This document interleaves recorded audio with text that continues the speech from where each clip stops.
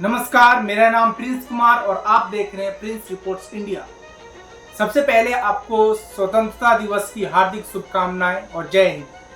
15 अगस्त ये सिर्फ तारीख नहीं है, ये वो दिन है जब आजादी का सूरज इस धरती पर जगा। ये वो दिन जब भगत सिंह, सुखदेव और राजगुरु, नेताजी और महात्मा गांधी जैसे हजारों फ्रीडम फाइटर्स की कुर्बानी काम आई।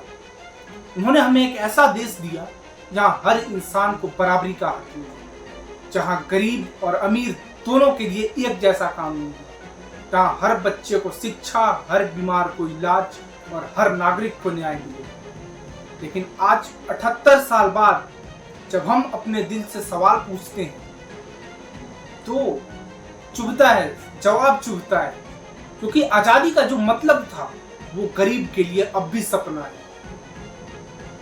जो सपना हमारे शहीदों ने देखा था आजादी के लिए, गरीब को सम्मान मिले, शिक्षा मिले, स्वास्थ्य मिले, न्याय मिले, लेकिन आज 78 साल हो गए और हम क्या है, ये सोचना चाहिए खुद से। हमारे नेता ने जनता की चुप्पी का फायदा उठाया है आजादी के बाद से। अगर ये बातें मेरी बकवास लग रही होंगी और बेतुका लग रहा होगा तो मैं इस टॉपिक पे वीडियो बना सकता हूँ डिटेल में। इस टॉपिक में मैं बता सकता हूँ, फैक्ट के साथ आपको जवाब दूंगा कैसे हमारे देश को पीछे छोड़ा गया। 50 साल कम से कम पीछे हम लोग। तो अगर आपको इस टॉपिक पे वीडियो चाहते हैं आप, तो सब्सक्राइब करके और कमेंट बॉक्स में जरूर लिखिए। आजादी के 78 साल बाद भी क्या है? शिक्षा, सपनों की पहली सीढ़ी जो गरीब से छीन ली गई। एक आदमी का सबसे बड़ा हथियार शिक्षा, वो छीन लिया गया। आजादी का मतलब था हर बच्चा स्कूल जाए, पढ़े और अपना भविष्य बने। लेकिन गरीब का बच्चा आज भी किताब की जगह ईंट उठा रहा है, खेत में हल चला रहा है, होटल में बर्तन धो रहा है। गांव के सरकारी स्कूल में बेंच नहीं, टॉयलेट नहीं, ब्लैक बोर्ड टूटा हुआ, टीचर हफ्तों तक गायब। और जो बच्चे पढ़ पे लिए तो उनके पास आगे की पढ़ाई के पैसे नहीं।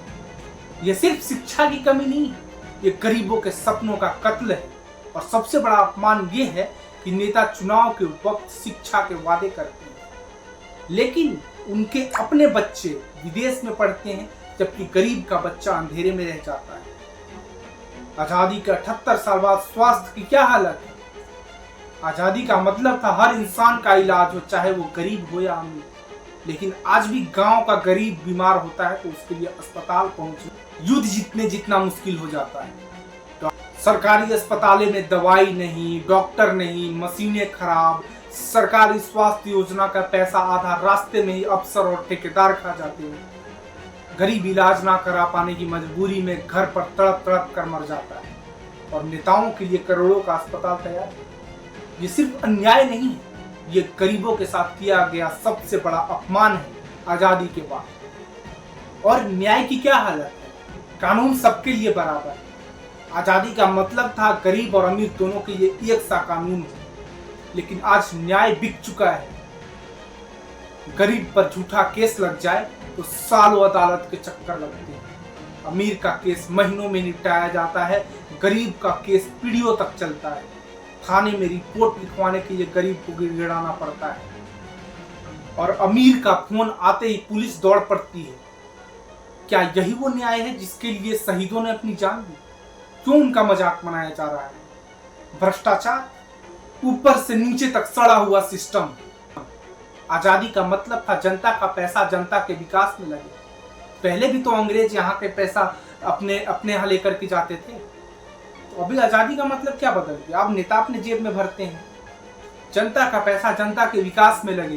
लेकिन आज हाल ये है कि गांव की सड़क, पानी, बिजली, स्कूल, अस्पताल का पैसा ऊपर से नीचे तक हर जेब में बंटता है और गरीब को सिर्फ वादों का धुआं मिलता है।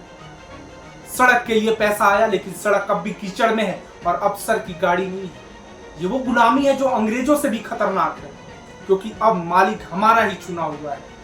वो हमें अपना नागरिक नहीं, अपना शिकार समझती है। आजादी सिर्फ झंडा लहराने से पूरी नहीं होती। आजादी पूरी तब होगी जब गरीब का बच्चा भी डॉक्टर, इंजीनियर बनेगा, जब कोई माँ अपने बेटे को इलाज के बिना नहीं खोएगी, जब कानून गरीब और अमीर दोनों के लिए एक सा होगा, और जब भ्रष्टाचार मिट जाएगा। आज 15 अगस्त को हमें शहीदों को सिर्फ याद नहीं करना है, हमें उनकी अधूरी लड़ाई को पूरा करना है। ये लड़ाई बंदूक की नहीं है, जागरूकता और एकता की। आज आजादी के 78 साल बाद किसके लिए आजाद हुआ था देश?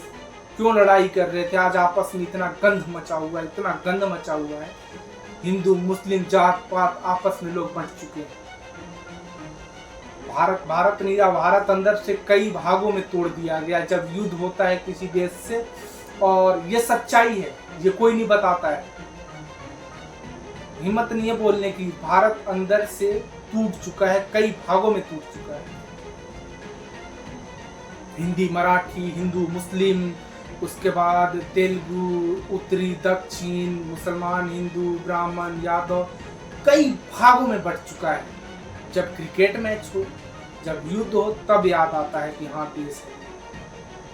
और 15 अगस्त को हमें शहीदों को सिर्फ याद नहीं करना है, हमें उनकी अधूरी लड़ाई को पूरा करना है। जब तक हम अपने हक के लिए खड़े नहीं होंगे, तब तक ये सवाल रहेगा, क्या हम सच में आजाद हैं? जय हिंद।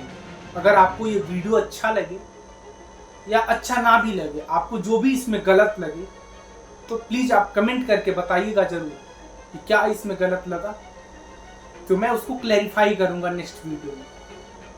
अपनी राय कमेंट में जरूर लिखिएगा, सब्सक्राइब कीजिएगा। धन्यवाद।